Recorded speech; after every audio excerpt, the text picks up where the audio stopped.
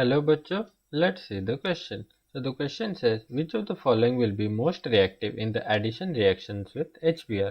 तो हमें एक क्वेश्चन में दिया कि ये जो चार ऑप्शन है इसमें से जब हम HBr के साथ रिएक्शन करेंगे तो कौन सा वाला रिएक्टेंट सबसे ज़्यादा इजीली रिएक्ट होगा या फिर जल्दी ही रिएक्ट कर जाएगा।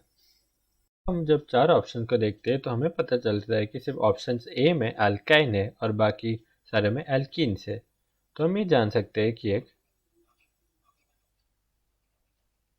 एल्कीन का स्टेबिलिटी ज़्यादा होता है देन अल्काइन, तो ये वाला हमारा मोर रिएक्टिव होता है। लिख सकते हैं एल्कीन इज मोर रिएक्टिव। तो इसमें से हम देख सकते हैं कि एल्काइन के रिएक्शन ज़रूरी बहुत कम होगा, इसलिए हम ऑप्शन ए को ही काट सकते हैं। तो option A is not possible. अब हम ऑप्शन नंबर सी को देखेंगे तो हम देख सकते हैं कि नंबर सी में जब ये रिएक्टेंट HBr के साथ रिएक्ट करेगा तो यहाँ पर हम देख सकते हैं कि HBr में H will act as the electrophile and Br will act as the nucleophile। तो जब ये रिएक्ट करेगा तो एक कार्बोकैटायन फॉर्म होगा जो होगा, तो ये जो कार्बोकैटायन फॉर्म होगा इसमें कुछ भी रेजोनेंस नहीं होगा, सो नो रेजोनेंस। तो रेजोनेंस स्ट्रक्चर इसमें पॉसिबल ही नहीं है। तो हम यहाँ पर देख सकते हैं कि और बाकी जो ऑप्शन बचे हमारे बी और डी, इसमें से हम देख सकते हैं कि इन दोनों में रेजोनेटिंग स्ट्रक्चर्स होगा। तो ऑप्शन नंबर सी भी पॉसिबल नहीं है। सिंस नो रेजोनेंस होता है तो इसमें अनस्टेबल भी होगा, या फिर हम लिख सकते हैं नॉट स्टेबल। तो हम ऑप्शन नंबर बी और डी को चेक करेंगे।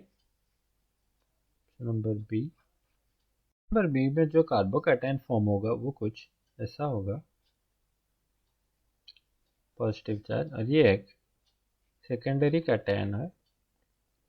तो इसका जो रेजोनेटिंग स्ट्रक्चर होगा वो कुछ हम लिख सकते हैं, इसका रेजोनेटिंग स्ट्रक्चर वुड बी, तो इसका पॉजिटिव चार्ज यहाँ आ जाएगा और ये भी एक प्राइमरी कैटायन है। ऑप्शन नंबर डी को भी चेक कर देखते हैं जिसके साथ हम इसे कंपेयर कर सकते हैं। तो ऑप्शन नंबर डी में जब ये कार्बोकैटायन फॉर्म होगा वो कुछ पॉजिटिव चार्ज यहाँ आ जाएगा, तो ये भी एक सेकेंडरी कैटायन है और इसका जो रेजोनेटिंग स्ट्रक्चर होगा वो कुछ ऐसा होगा और ये भी ऑलरेडी एक सेकेंडरी कैटायन है या फिर कार्बोकैटायन है। यहाँ पर हम एक पॉइंट जानना चाहिए, वो है स्टेबिलिटी ऑफ कार्बोकैटायन। हम यहाँ पर लिख सकते हैं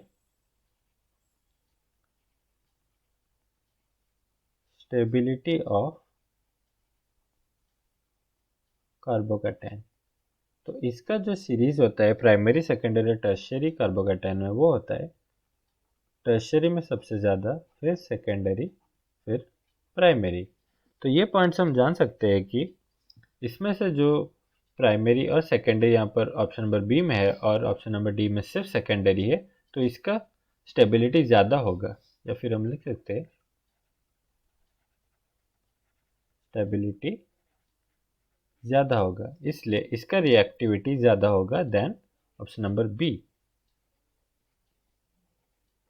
तो इसलिए हमारा सही आंसर है option number D is the correct answer, क्योंकि इसमें ज़्यादा स्टेबिलिटी होगा तो ये ज़्यादा रिएक्टिव होगा। जो सही आंसर है वो है ऑप्शन नंबर डी, और इसका जो रीज़न है वो है इसका जो कार्बोकैटायन फॉर्म होता है उसके सीरीज में सेकेंडरी होता है। Understood the concept well, all the best.